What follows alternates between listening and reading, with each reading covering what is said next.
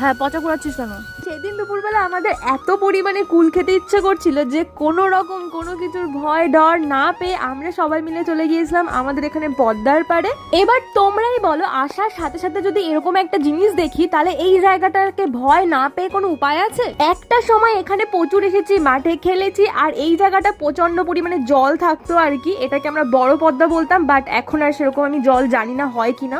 এইসব জায়গার সাথে প্রচুর স্মৃতি রয়েছে, ছোটবেলায় অনেক এসেছি, সালোতে স্নান করেছি, আর অনেক সময় হয়তো স্নান করতে করতে এতটাই দেরি হয়ে গেছে যে বাড়ি থেকে লোকজন লাঠি নিয়ে চলে এসেছে। বিশ্বাস করো, ভিডিওটা যখন এডিট করছিলাম এই কুল খাওয়া দেখে আমার আবারও জিভ থেকে জল চলে এসেছে। জানি না এখানে এই ভদ্রলোকের কি হয়েছিল, আমাদের থেকে বহু বহু দূরে ছিল। আমি একটুখানি জুম করে দেখছিলাম যে ওনার কি হয়েছে। আর এই ফুলটাকে কি ফুল বলে গো আমি জানি না। আমার মতো তোমরাও কারা কারা ছোটবেলায় এরকম গ্রামের মজা উপভোগ করেছে সেটা অবশ্যই কমেন্ট করে জানিও। তো আজকের মতো আসি, টাটা।